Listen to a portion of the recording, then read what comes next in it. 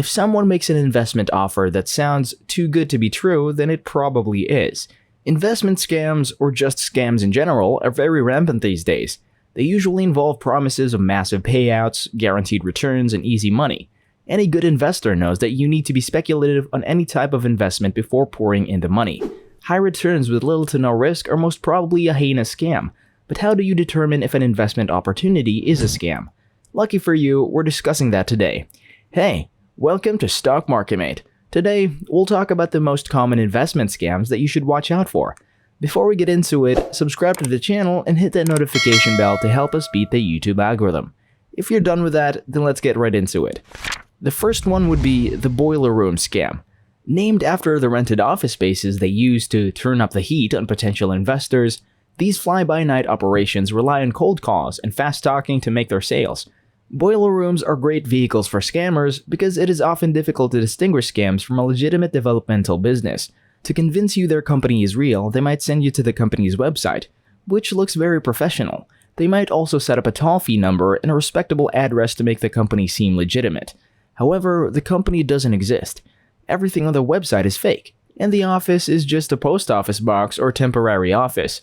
By the time you realize you've lost your money, the scammer will have closed up shop and moved on to another scam. To spot a boiler room scam, you will see the usual mumbo-jumbo about an inside information or secret technology. They will also use high-pressure sales tactics, and they'll make repeated calls to you.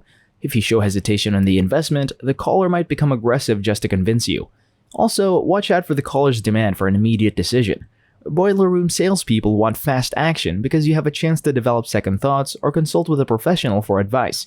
As a result, many deals will be gone tomorrow, sold out today, or just have 1 or 2 remaining openings.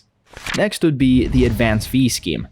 In an advanced fee scheme, the victim is persuaded to pay money upfront to take advantage of an offer promising significantly more in return. The catch is that the scammer takes the money and the victim never hears from them again.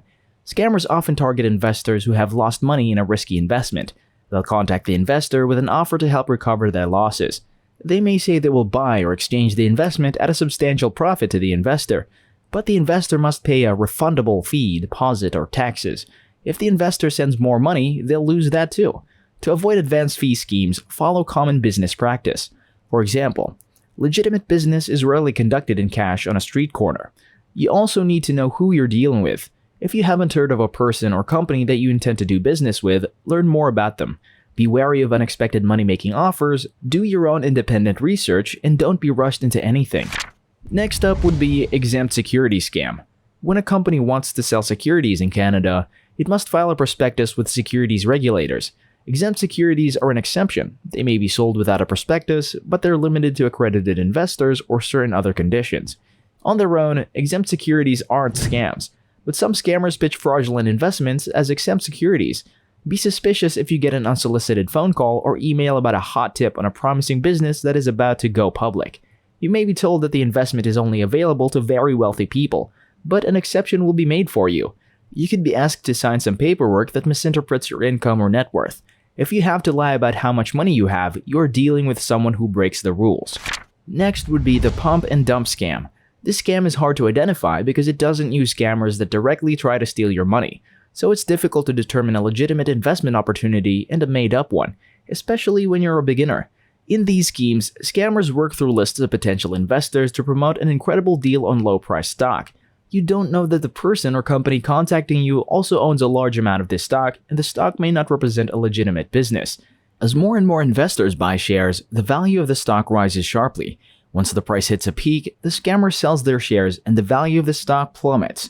You're left holding worthless stocks. Like most scams, pump and dump schemes were traditionally conducted through cold calling. The advent of the internet has shifted most of this activity online. Fraudsters can now blast hundreds of thousands of email messages to unsuspecting targets or post messages online enticing investors to buy a stock quickly. Some fraudsters even create group chats and collaborate on pulling off a scheme. To avoid this type of scam, conduct your own research and due diligence. Notice the red flags and be wary of unsolicited investment offers. Next would be the Ponzi or pyramid scheme.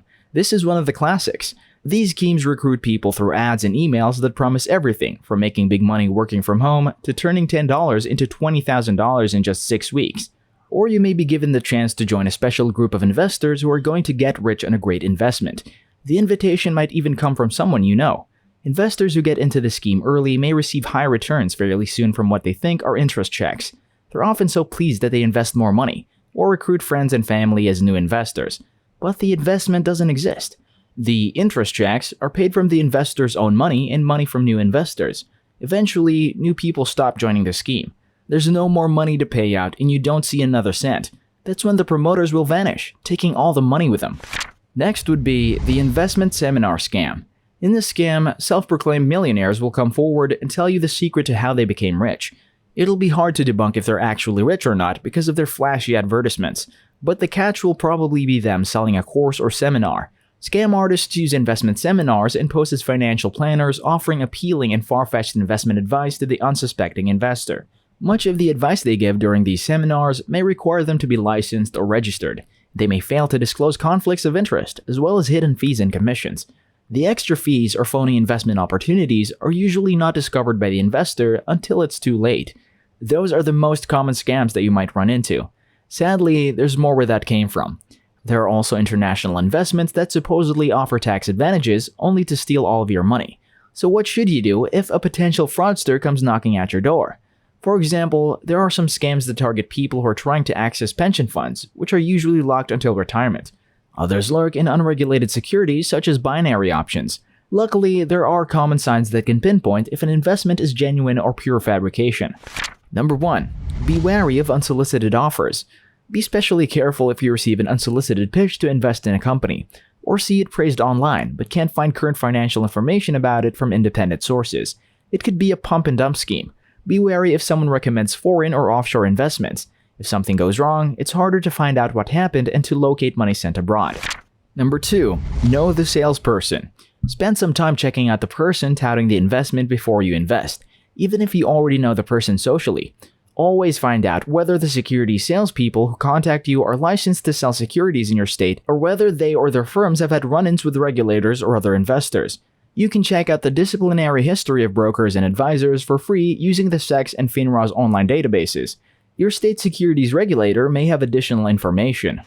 Number 3. Ask questions. Fraudsters are counting on you not to investigate before you invest. Fend them off by doing your own digging. It's not enough to ask for more information for references.